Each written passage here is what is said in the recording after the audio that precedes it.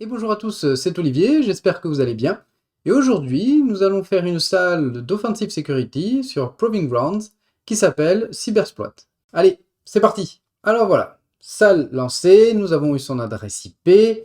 Elle a été rajoutée, si je fais un petit grep de... Non, on va mettre PG de mon OTC host. Voilà, je l'ai associé à hack.pg, eh ben, on commence par un petit nmapper du hack.pg. C'est parti.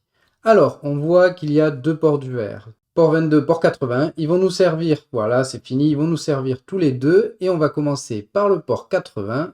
Et donc, on va http://hack.pg et on tombe sur un petit site. Welcome to Cybersploit CTF avec différents faux liens, comme on peut voir en bas dans l'adresse qui s'affiche ici, qu'il n'y a rien derrière. Ok, un petit message, lol, hahaha, you should try something more. Ok, première chose que l'on va faire, donc, on va regarder le code source de la page, et en ouvrant le code source, qu'est-ce que l'on voit? On voit un commentaire avec un username. Donc, on va le prendre, on va prendre ces deux-là, et on va le noter ici. Voilà. Et donc, sur cette page, il n'y a que ça à voir. Donc, prochaine étape, on va lancer une petite énumération du site web à l'aide de GoBuster. Voilà, où on renseigne le site et la liste à utiliser. Allez, c'est parti, on le lance. Donc là, il nous fait notre petite énumération. Voilà, il a fini de s'énumérer. Et donc, on peut voir que, par exemple, ici, alors ça, c'est petite chose marrante, c'est que, par exemple, index, sans extension, en fait, c'est tout simplement cette page-là. Pareil pour hacker, si on regarde, par exemple, hacker, et qu'on l'ouvre, en fait, c'est l'image. C'est un hacker, c'est l'image hacker.gif, le gif animé.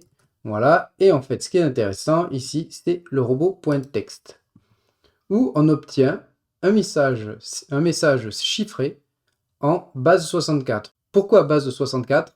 Parce qu'en fait, on voit qu'il y a le petit padding avec un égal. Il faut savoir qu'en base 64, il faut que ça ait une taille bien particulière. Et donc, quand cette taille n'est pas respectée et inférieure à la taille voulue, il rajoute des symboles égaux, du padding.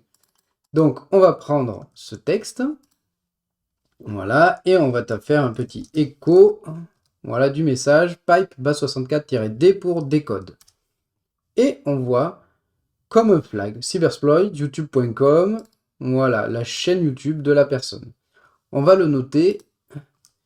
Pourquoi est-ce qu'on va le noter? Parce qu'en fait, après une multiple recherche un peu partout, il s'avère que ça, eh ben, c'est le mot de passe de cet utilisateur pour se connecter en SSH. Et c'est ce que l'on va faire. Alors, je remonte là-haut. SSH, voilà, itSSKV@hack.pg. Voilà, il nous demande le mot de passe. On va prendre ça.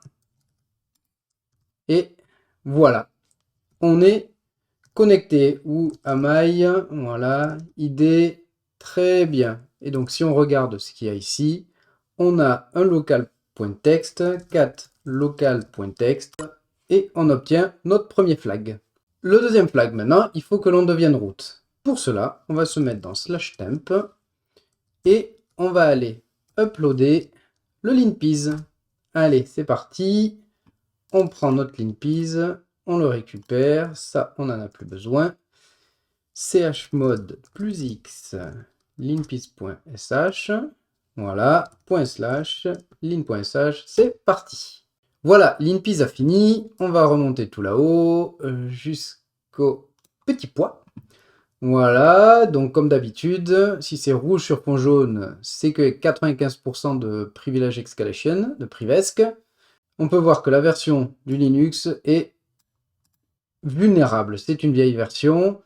Et donc si on descend, donc effectivement ça c'est toujours la même, c'est la PwnKit, mais on va pas utiliser celle-là. Le problème c'est que la PwnKit est récente et on risque de l'avoir souvent.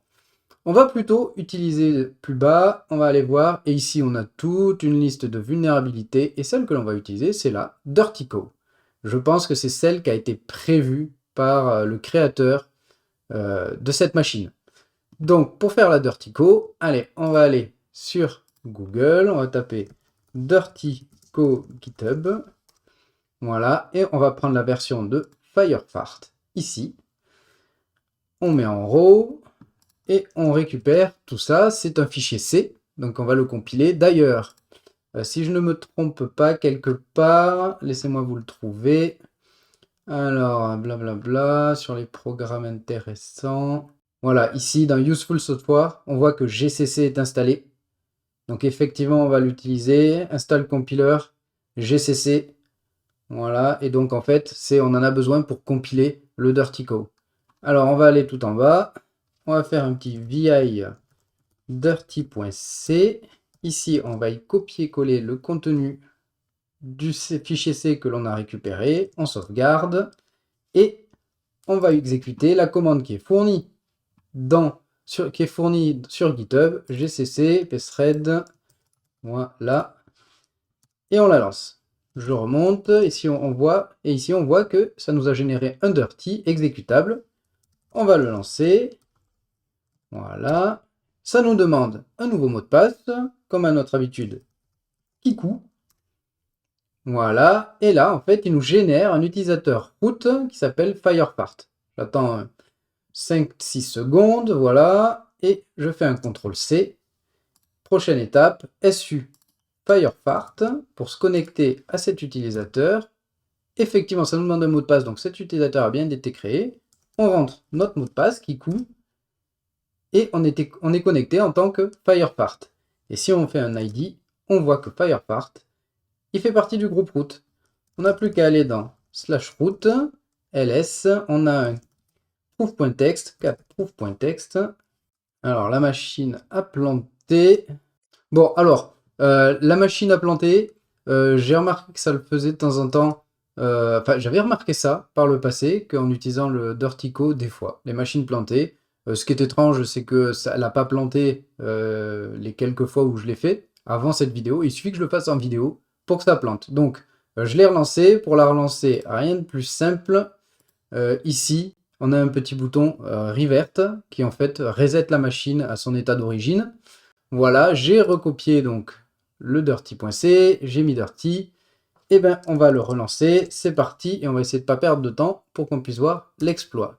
Voilà, Kikou, voilà, ça copie l'utilisateur, j'attends un peu, voilà, su firefart, Kikou, voilà, ID, je suis root, on va aller dans root, voilà, et on voit qu'on a un proof.txt ici. Ici, on fait un cut du proof.txt. On a notre flag root. Voilà, voilà. J'espère que ça vous a plu et je vous dis à très bientôt. Tchuss!